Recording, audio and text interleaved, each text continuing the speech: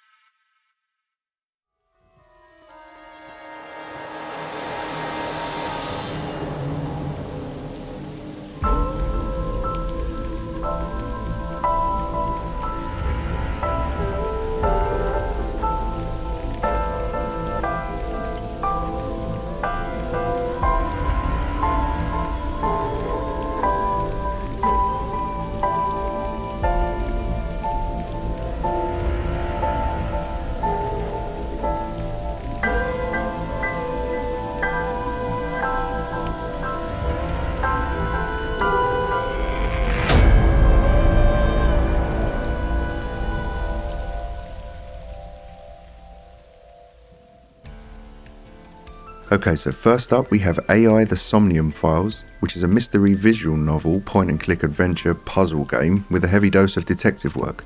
It's developed by Spike Chunsoft and is the brainchild of Kotaro Uchikoshi, famed for his Zero Escape series. While the Zero Escape series took more of a traditional approach to visual novel storytelling, AI the Somnium Files introduces a few more interactive elements than the developer's previous games, even if some of the puzzles do seem slightly less complex overall. However, don't let this discourage you if you're a die-hard fan of his previous titles. This seems like a very natural evolution of that style, and in my opinion, the enhanced gameplay mechanics that have been introduced only increases your investment into the narrative and the characters. Set in a technologically advanced near-future Tokyo, you'll play as Special Agent Kaname Date, a detective from a top-secret police department known as Abyss. They specialise in investigating serial killings and other gruesome occurrences in the streets of Tokyo, using a slightly less orthodox technique of info gathering. They can extract information directly out of the memories of their suspects. Abyss, or the Advanced Brain Investigation Squad to give the department its full title, investigates crimes through a process called syncing, in which a syncer such as Date explores the dream world or somnium of witnesses and suspects relating to the case. Here Date can access information and retrieve clues the subject is only subconsciously aware of. However, due to the dangerous nature of the procedure, time is limited to a maximum of 6 minutes for the participant's safety. This means Date is always up against it to find and unlock the relevant information within the time limit and get out of there before any harm can be done. Finding and unlocking these clues is done primarily with the use of puzzles, examining objects in the surreal surroundings of each subject's dreamscape and choosing an action to perform with them is what is required to proceed, but occasionally you'll come across these mental locks. And these are physical barriers represented by more puzzles that, once solved, allow Date to sink even deeper into the subject's subconscious. However, with the aforementioned time limit of 6 minutes, deciding what to do and when plays a big role, and means you won't be able to do and see everything in a Somnium the first time round. But then again, you're not supposed to, as the branching paths are there to lead you to one of the many different endings the game offers, depending on the choices you make. You only really get the full picture once you've played through each of the main branching paths. This may sound like a tedious endeavour, but the developers kindly included an in-game flowchart allowing you to select a different route at integral branching off points in the story, rather than starting from the beginning and playing through the whole thing each time. It's a welcome addition in my opinion, and didn't hurt the style of game that this is at all. You'll be spending a good portion of the game within the Somniums of suspects, I'd say maybe even 50% of it, unravelling the larger plot piecemeal as you delve into the minds of the many genuinely intriguing characters that the game presents to you. The other half of the game comprises of investigative work, as you would expect playing as a protagonist from a detective agency, and you are not alone either, as you'll be permanently accompanied by Iba, an artificial intelligence that is housed in Date's cybernetic left eye. Iba can communicate directly with Date via an artificial nerve and can also provide Date with a few cool and crucial tricks to aid him in his detective work. Things like X-ray and night vision, along with electronic hacking, all come in handy while Date is sleuthing around Tokyo, trying to piece this whole ugly mess together. Hyber also takes the form of a female avatar during the Somnium sequences, acting as a physical representation of Darte's mind while he's busy snooping around other people's. So to summarise without giving any more of the plot details away, this is a brilliantly written and voice acted game that at times is dark and challenging while at others is odd and goofy.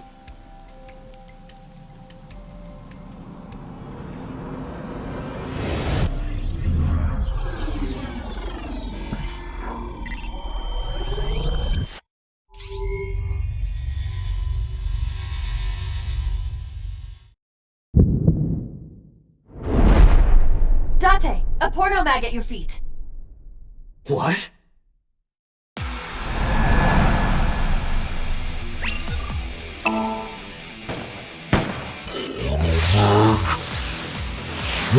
The plot is fantastic and the cast of characters that fill up the game are all genuinely memorable. If you're into visual novels and haven't pulled the trigger on this, then I highly advise it. A sequel is already in the works and scheduled for release later this year. Also, I've noticed that this game for some reason is climbing in price quite dramatically on eBay in the US, but for whatever reason is still really cheap and easily found new here in the UK. So if you're based in the US and aren't bothered about a Peggy sticker on your box art, grab a copy from the UK or EU and save yourself a few dollars. Either way, I think the game is well worth your time. Aim for the dragon's gold ball on the right. The what? Oh, that. Why? Just do it!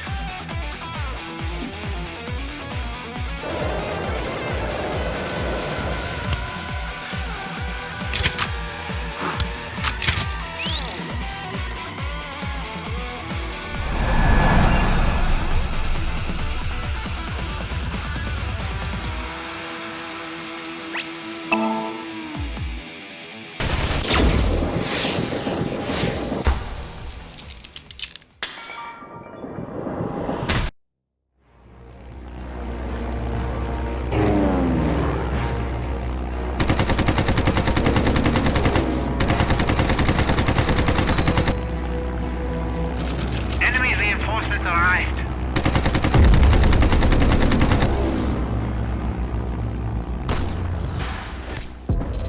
Next up we have Red Wings Aces of the Sky, a World War I set aerial combat game with an addictive arcade gameplay loop dressed in a comic book art style. This game isn't breaking any new grounds in any department if I'm completely honest, and its gameplay mechanics could even be considered quite shallow, but what it does do, arcade dogfighting, it does incredibly well. The planes control different enough from each other but well enough in their own merit to provide you with a perfect opportunity to pick up and play for 10 minutes or lose yourself in survivor mode for an hour. This is an aerial combat game set during the First World War, and you will play through the exploits of the Red Baron, a legend of that war with over 80 victories credited to him. You'll be reenacting battles straight out of the history books as either part of his squadron or the Triple Alliance. Simple and few mechanics means it's immediately understandable, and the game does provide a tutorial to get you up to speed on the controls, but in all honesty you could very easily skip that and jump right into the story mode. Most of the missions presented are straight up dogfights, but occasionally there will be bombing missions, and these planes control completely differently to the machine gun equipped biplanes, even changing the perspective to a top down one.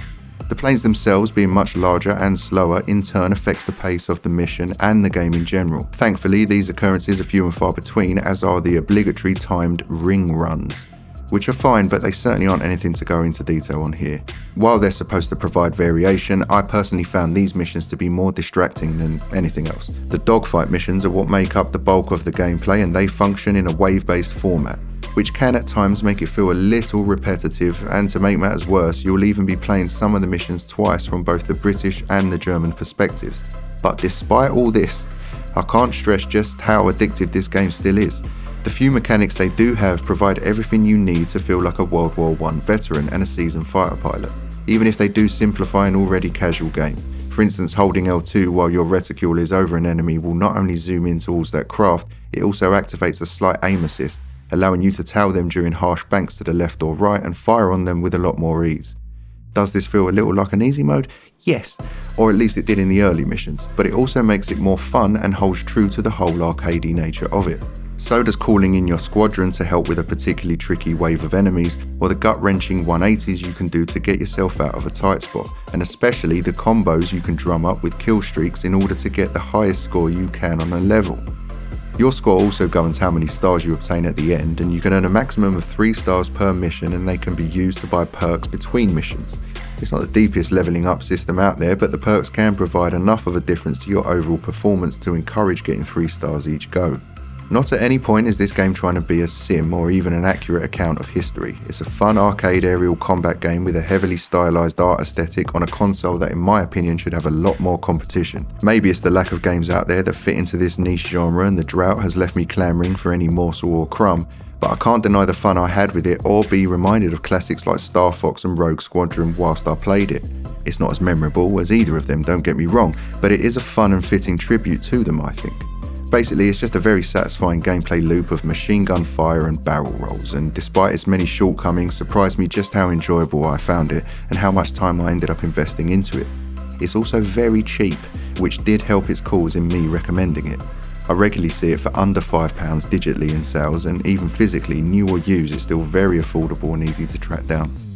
So if you're into these kind of games, for the prices you can find it at, I think it's well worth a look.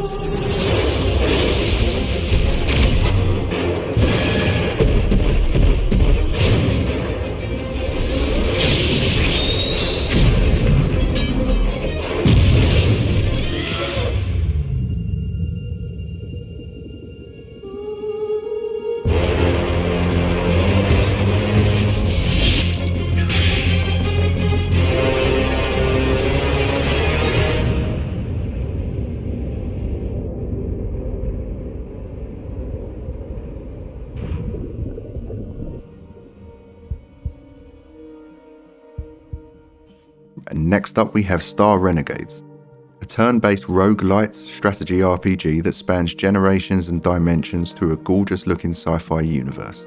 As you're seeing, this game has an absolutely outstanding pixelated art style, and that's what first brought it to my attention. The developers have created an incredibly detailed HD 2D world, giving it an almost 3D diorama effect, all drenched in vibrant neon and pastels and exploding with detail. I'm not even a huge pixel art devotee, as the name of the channel suggests. I'm more into the 3D realm of gaming. And that's not me saying I'm exclusive to them. A good game's a good game, whether it consists of sprites, pixels or polygons, and this is definitely a good game.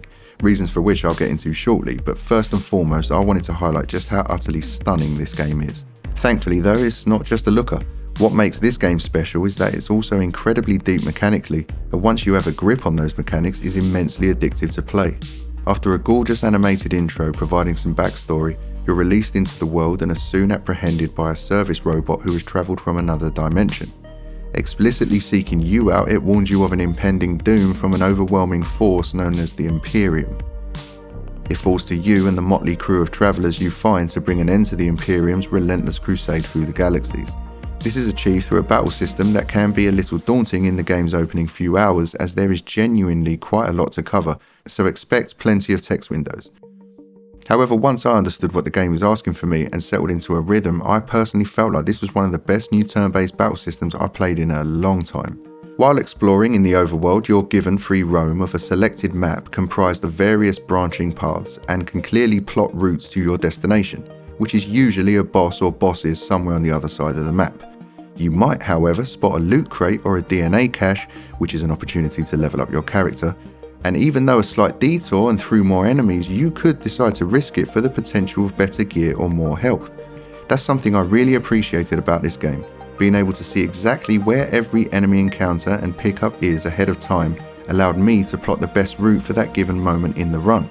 If I was flush on health and had a decent loadout, I would always take the scenic route, swiping anything that wasn't nailed down. But if I'd already had some tentative encounters and the boss was still miles away, I could choose the safest route possible to give me the best chance of beating them and progressing to the next area. Once you pick a fight with someone, the battle system that you enter is governed by a timeline displayed at the top of the screen, that all participants of the fight are ruled by. This provides a view of the sequence at which each member will execute an action. However, certain attacks and actions can interrupt and drastically change the placement of enemies, moving them further down the timeline.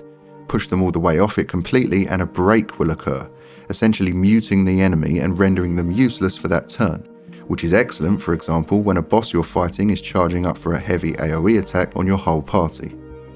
It makes each fight a lot more reactive and tactical in my opinion.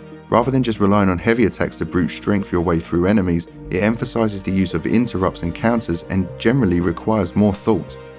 There are tons of characters to unlock and recruit, and each with their own unique abilities and personalities, and the bonds you make with them will strengthen both of you. This is done at the end of each day in a camping sequence. Restoring health, increasing armour or levelling up attacks can all be done whilst camping using specific cards that can be found in the overworld whilst exploring. Limited actions available whilst camping will determine who you spend the cards on within your party, but whoever you choose will not only benefit from that card's attributes, they will also be strengthened from having a closer relationship to you. There's a lot to like about this game and a ton I haven't mentioned, like the intelligent adversary system, which generates unique enemies and bosses that evolve and move up the ranks as you play, not a million miles off of what Shadow of Mordor was doing. Or the hidden areas that appear once certain conditions are met, hiding more exposition to the game's story and rare loot inside. Or even how neatly the game's rogue-lite procedurally generated mechanics is interwoven into the narrative and given an in-world explanation. I could go on, but I'll leave the rest for you to discover should you pick it up. And I also just want to add that I'm loving what some indie developers are doing these days to play around with pixel art graphics. I got that same warm fuzzy feeling when I played Octopath Traveler on the Switch, and I bought that game purely on its looks too, which didn't disappoint either. It's so cool to see an art style synonymous with retro gaming, be given a new breath of life while still retaining what made those games charming and gorgeous in the first place. A turn-based roguelite isn't something I've come across often, especially one with flawless pixel art and a battle system that felt that fresh and engaging. I can't recommend Star Renegades enough if turn-based games are your thing.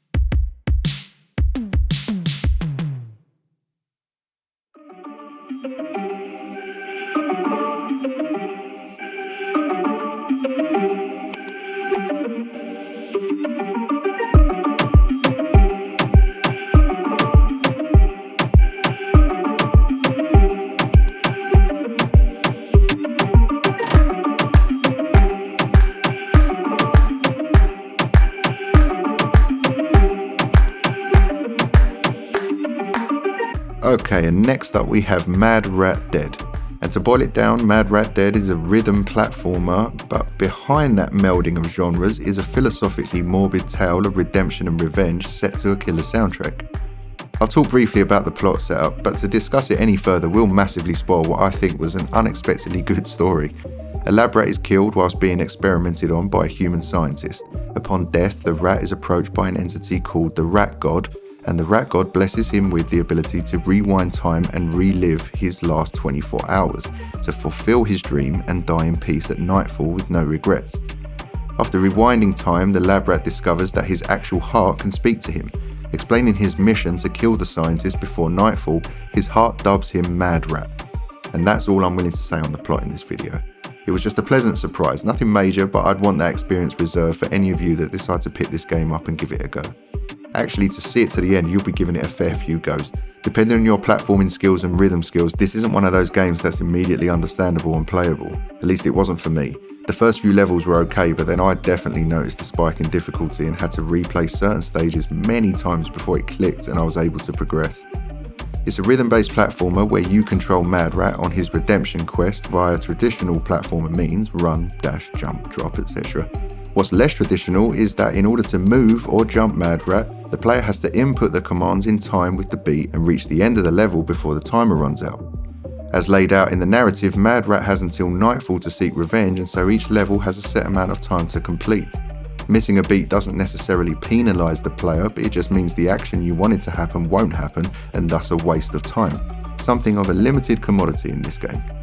Coming into contact with any enemy means instant death for our vengeful little lab rat, but thanks to the divine blessing bestowed on him from the rat god, any death or near-death experiences can be rewound and played again until successful. This game is hard, or at least I found it hard. I'll admit that historically I'm not particularly fussed about rhythm games. I like the Persona ones and that's about it. And even platformers are a genre that I don't dip my toes into that often, which may be why I found it particularly tricky at times. But something about this game's cover art and the fact that NIS were involved was the reason I grabbed a copy. And I'm so glad I did. The soundtrack is just as crazy as the rest of the game, with it swinging wildly between genres and therefore beats per minute. Some hit the 180 BPM range, which is exhilarating to listen to, but hell on earth to beat mash and platform to. This is definitely not going to be for everyone, but thankfully NIS have released a demo on the PSN store and the Switch's eShop, so that the morbidly curious of you out there can try before you buy. Also, my only other advice would be to check out the soundtrack first, as if you're not vibing with that, then you're probably going to feel the same about the rest of the game. Personal highlights in the soundtrack for me were Emmental Catalepsy, Sprinting Night, and Cheesy Trap. For those of you out there that are already into rhythm games and haven't played this yet, then I highly suggest picking up a copy, as I don't think you'll be disappointed, and I'm sure it will test even the most proficiently rhythmic players out there.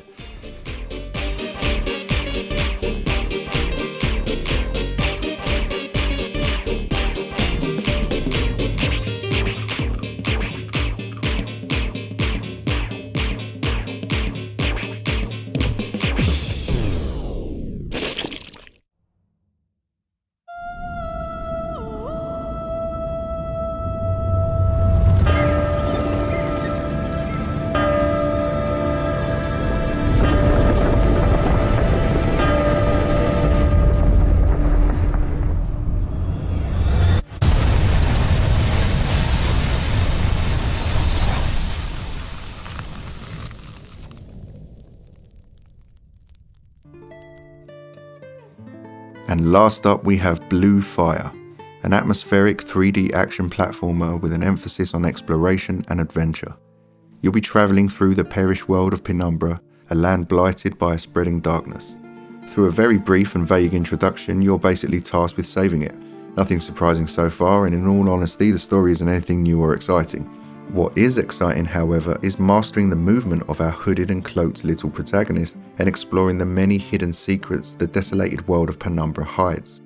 Mystical temples, hidden loot, and survivors offering side quests genuinely worth completing all provide so much more engagement outside the critical path of the game's main story, which could explain why, as my playthrough went on, I found it surprising that I was playing it a lot more like an RPG than a platformer. Thinking things like, okay, that's where I need to go, but there's a big nasty in there that I'm not sure I'm even ready for. Let me thoroughly explore the surrounding area first, just in case there's a better weapon or a health upgrade. That's not normally a thought process encountered when playing a platformer, 3D or otherwise. But then Blue Fire does have its fair share of combat to break up all the jumping, dashing and wall running. Personally, I would normally prefer a difficult melee fight to a difficult platforming section in any game, to be honest, but in Blue Fire I must say the star of the show is definitely the platforming. It eases you in with mechanics and feeds you upgrades as you progress through the story, but as some of the optional void levels will quickly remind you, knowing where to go is only half the battle. Perfecting your skills as you obtain them, like the perfect height to hit a wall run or how long to hold the jump button down for, will ensure you actually make it there. The game as a whole I think is clearly inspired by Zelda, Hollow Knight and Dark Souls, with its quest lines, environmental puzzles and exploration reminiscent of the Zelda series, the game's moody atmosphere and mastery of movement bringing flashbacks of my playthrough of Hollow Knight, or the combat and retrieval of currency upon death that it definitely borrowed from the Soulsborne series. They're scaled back and light versions of each, but the developers have blended their influences nicely into a game that feels new and fresh, but most importantly, rewards the curious and the brave just as the legendary titles it borrows from do. It still provides that endorphin rush feeling of discovering a much needed shortcut or stumbling on some far deadlier weapons. genuine moments of surprise wasn't really something I was expecting going into this. In fact, being pleasantly surprised throughout my playthrough has been the one constant, I would say. The story, which as I mentioned earlier isn't necessarily bad, but certainly isn't anything to write home about. As for the combat, while it is definitely influenced by the Soulsborne series, doesn't really hold a candle to it and can feel repetitive over time. And the platforming, while easily the best element of the game, still hits some inconsistency bumps due to random difficulty spikes. One early Void level in particular I found massively difficult and spent a good few hours replaying it, the most annoying part being that there are no checkpoints in the Void. Thankfully, these tricksy little levels are optional and you can always return later with new abilities, but once you realise what the game hides in terms of loot and the perks that are only rewarded to the curious, you'll be excused for attempting them prematurely and in vain, just as I did. It's not often you get a 3D platformer this engaging and addictive, whilst at the same time being hellishly difficult. That's not to say it's impossible, far from it, but it certainly provides a challenge for those who seek it. So if you're into your platformers, or if you happen to be a Zelda, Soulsborne or Hollow Knight fan, I think there's definitely something here for all of you and you won't be disappointed.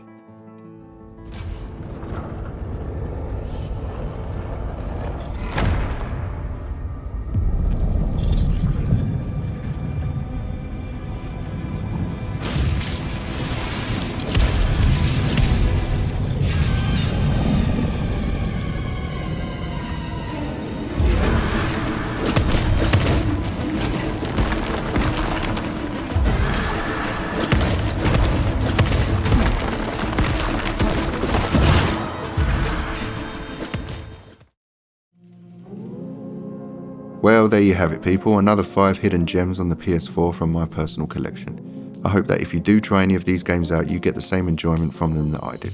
I'll be sticking with PlayStation for the next few videos, covering some of the PS3's underrated hits and even more PS4 hidden gems. So if you're new to the channel and like what you've seen, feel free to hit the like button as it genuinely helps out quite a bit, and also subscribe if hidden gems are your thing, as they're my thing too. And that's it for this video though. Until next time, take care, be good, and game on.